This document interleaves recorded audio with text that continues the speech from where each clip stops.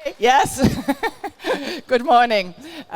So, of course, yeah, I would say you two come on also to me to join me. So I'm Nora Kühner. I'm a trend forecaster and designer, and I initiated a masterclass 5 years ago. So it's our 5th anniversary this year, and due to the fact that ISPO is becoming 50 or celebrating 50 years and want to look forward, we also took up this perspective and thought about design for sports and the sports world for the next 50 years. But first, a short intro to Masterclass and what it is about. So it's a unique workshop project for students from all over the world. We gather every year about 30 students to come to Munich, invite them to come and to think about design for the future and to develop new concepts. And of course, we get an insight into this fascinating environment of ISPO. And thanks a lot for having now the opportunity to talk here at the ISPO Digitize area. So, and in the workshop we have the whole workshop is about 4 days, but 2 days are only dedicated to design and to imagine future products, future worlds of sports. And from the beginning, therefore, the topic was new sports wherever, indoors, outdoors, and of course, virtual. So we already started 2016 to think also in the virtual world, perceiving sports from far away from nature, but in virtual space. So, which is a little bit tricky for the guys here. Most of the outdoor brands still love nature as the perfect setting for their sports. But of course we have to face with the next generations will see this different and already do so. We all know, getting back to sports as it is right now, that the changing times and new ideas really foster transformation. And so it's really interesting, and I think it's more than necessary that we start immediately listening to the young guys and their ideas. I wish just to start with last year's ideas, because I was talking to ISPO Digitize for 2 years now and said, hey, let's show what the designers at Masterclass do. For example, last year one group was tackling this idea of coaching, training, sharing with a suit, which is sensitive to touch, and also it was imagined a special kind of sports, which is really something which is already growing in the market. It's really an important number, martial arts. So this was just about having a suit with a special material which can react and which will also then provide with via an app. So what happens to the picture? So here, yeah. So you can control your performance, you can control your body in motion, and you can also then see what other people, maybe your partner, who is analog in the room, but also someone in an avatar in the virtual room is able to do, or whether he's better, you can compete with him or her. And so, yeah, I thought, okay, this is to them. This is also sports. To these young designers coming from sports design, from fashion design, from textile design, from sports product design. So this was a team last year.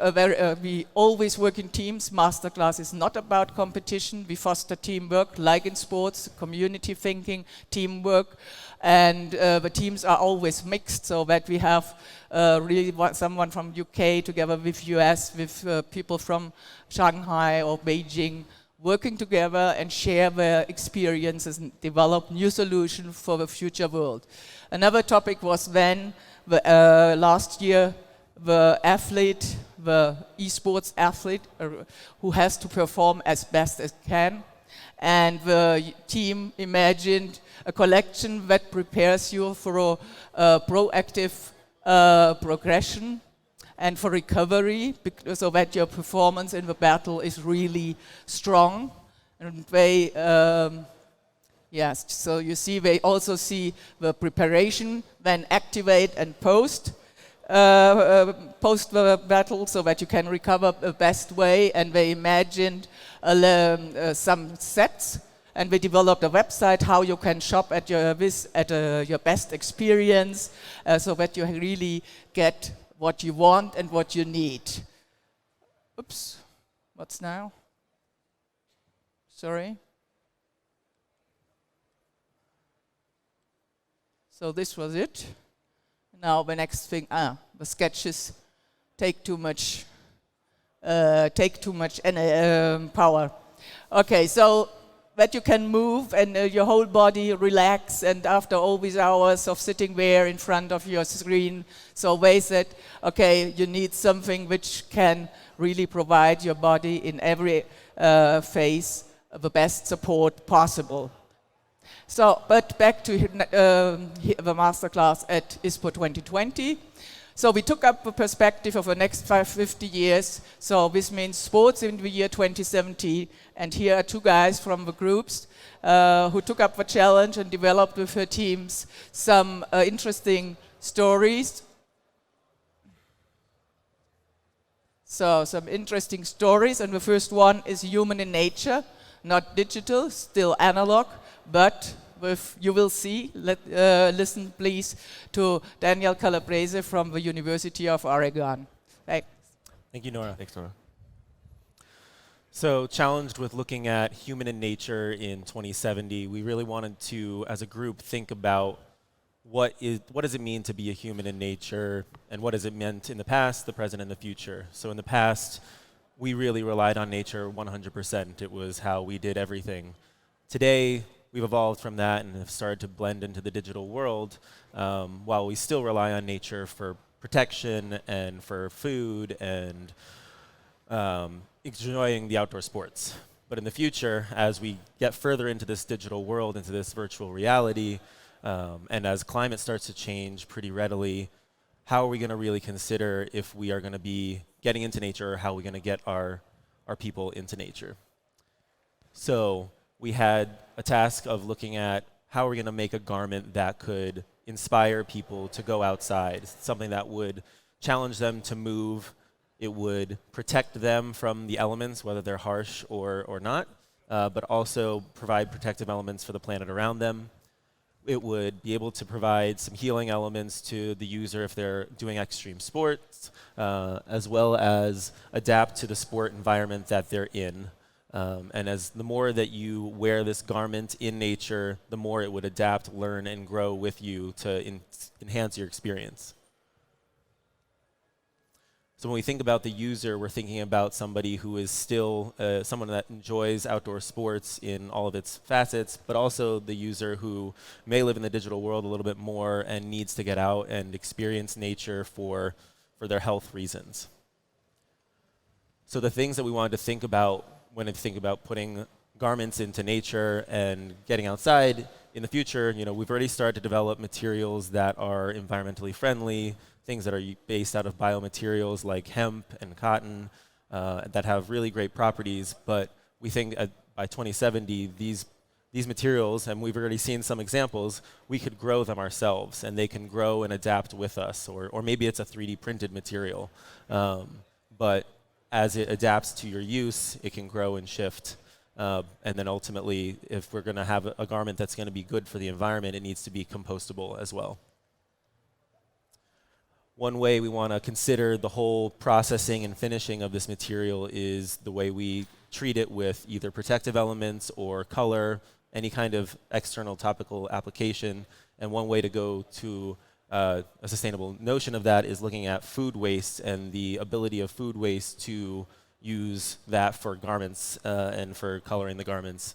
Right now in the US alone, so much food waste is being thrown away and not composted, gone into the trash, into a landfill.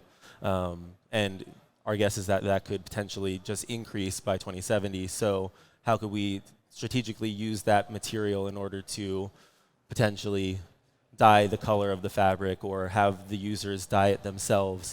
This was an example that they did on hemp fabric, where they were able to use these different materials, avocados, spinach, raspberries, and red onion skins to provide new and interesting color options. So when we went into the design of the material, we really wanted to think about it from the whole use of the sport user and the regular user, and what their elements that they're going to be challenged to be within. So in extreme environments where they have to be in the elements like rain or hot temperatures, we want this material to be able to intelligently adapt to those different climates, as well as adapt to their internal body environment. So if you're overheating, the material could potentially expand where you need it so that it can let you breathe and feel better, or it constricts and gets waterproof if you're in a torrential downpour. This would be a visualization of how that garment could potentially look, where it has contraction where you need support, and expansion where you need breathability, and just kind of a conceptual model. We also wanted to think about how this could connect to your digital lifestyle, because we definitely accept the fact that we're not going to be getting rid of the digital landscape anytime soon. So if you're using this garment, how do you connect with it through your app or whatever kind of technology you have in the future? How is it going to be able to give you a readout on what your diagnostics are during your sport? So like your heart rate and your blood pressure, that kind of stuff, as well as being aware of any kind of inclement weather that's about to happen, or any kind of potential toxic nature of the environment. How could you potentially even give it the option to adapt to the sport that you're performing? So let's say you're doing cycling and you need it to be tighter in the front but a little bit looser in the back so it breathes with you. You could do that manually. You could adapt that manually yourself through an app. And then we wanted to think about how you could use it for recovery post-sport, to give you compression where you need it, or to give you some energy feedback. So that's where we started to integrate this idea of an app technology that would integrate with the material through digital connectors that would send signals from the fiber to the app. And it's a really intelligent, seamless process. So through nature, it would think about what the air quality was around you and let you know, hey, the air quality is getting bad, you maybe should cut out for the sports. Or, there's about to be a big storm coming, maybe you should take cover. When it comes to the actual sport adaptation, this is where you'd be able to recognize, okay, I'm currently performing a skiing sport, but I want to shift over to go into a run. So I can change that, or I can also customize the garment myself and say, hey, actually I need to have a little bit more flexibility in the elbow, or a little bit more flexibility in the knees. Let's open up. And then finally it would talk to your body and give you feedback about, hey, should I be more hydrated right now? It can sense through your sweat that, okay, its user needs a little bit more water, so let's tell them to fill up. So ultimately, when you consider the human in nature, it's really going to be human nature that will want to stay in the environment outdoors, perform outdoor sport, and be able to do that using a responsible garment that's not only good for the user, but also good for the environment that they're in. Thank you. Okay, so thanks, Daniel. It was really a great job what the guys did on this topic of also prospecting the materials and all this high performance we have today in a future way, in a futuristic way, in a way which will fit a world with climate change, which won't pass away, and which we have to face, and all how to merge more and more virtual life, virtual aspects of our lives with still real life. And now a group which fascinated us with the concept of going out to space, travel to space, and even do space sports. So it's Adam Clausen, once again from University of Oregon. Thanks, Nora. Okay, so my group was tasked with the chance to think about what sports will look like in 2070 and beyond. So in order to start thinking about what 2070 looks like, we must first understand fully what's going on today. So for those who don't know, coming this summer, a company called Virgin Galactic is going to start taking people to space for the first time ever. Just normal, everyday people, if you pay the right amount of money. It's a good bit of money, but you can still go. And so it took this company 16 years to get from where they are now, or where they were then to where they are now, and they've now completed 2 missions successfully with just the pilots to the brink of space and back. So with that 16-year mindset, we can think over the next 50 years, surely at some point that time and space will elongate. We'll begin to have a hotel or somewhere where these people can go and stay. And so we have to ask ourselves, what are they going to do during that time? And so that's where we entered the idea of space sports. These people could do certain things like golf or gymnastics, and we wanted to be able to design for that. So with this project, our group put together an idea of how do we use the technologies of today to prepare for tomorrow. So we designed a VR suit that pairs with an app called AstroFit that helps you design spacesuits for the future, but also can help us design garments for today. So without further ado, this was the sketches of the suit. And so what it does is it allows the user to experience the feeling of space in the suit. So once we start getting anti-gravity technologies, which are being developed now, and how we can sort of incorporate that into the suit, we can begin to sense space and how you would interact in that space. And then as well as you can move during, and I'll explain in a second, but you can move the tightness and the fit around as well as certain designs to be able to customize it and make sure you can design it. And then it allows us to make real-time changes to the garment to test with the VR platform, and I'll explain that in a second. So this is the suit. This is our final design, and as you can see, it comes, so remember the app, it pairs with the app, and so it comes with a pair of eye goggles that read your eyes and tell like the suit what to do, and you kind of select different options. And so it's a full body suit, and it has a little panel so you can adjust certain things in real time, as well as with the VR headset and the app. And so what it consists of is parametric remake, and this is a concept that one of my fellow classmates developed, which was the idea of small circles that can release and contract in order to make the sensation of tightening clothing. So say I wanted, my sleeve to be tighter, I could slide it over, and I'll have a little graphic of that, and it'll collapse on the sleeve, and I can sort of design that custom fit. So space sports was the ultimate goal, as we mentioned, and so how can we start to incorporate that VR suit to design for space sports? We first have to think, what kind of sports can you play in space?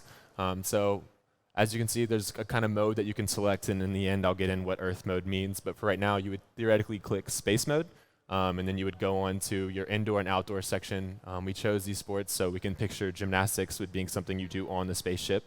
There's a big thing with space is that you don't have gravity, so people who are maybe more elderly can also contribute in these sports, and just people want to experience that zero-G feelings, and so the idea is that gymnastics is a great one because people can just do as many flips as possible or try different things, and new boundaries will be set, and the sport will have to reconsider what that looks like in space, different scoring. Same as soccer, or football. Everyone loves football, and so it'd be really fun to kind of like jump in the air and kick the ball.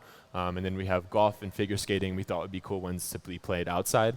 So there's a little more danger in playing outside, obviously, but golf would be cool. We were thinking of the idea of you would go to certain craters, and that would be your golf course, and you would play around a crater.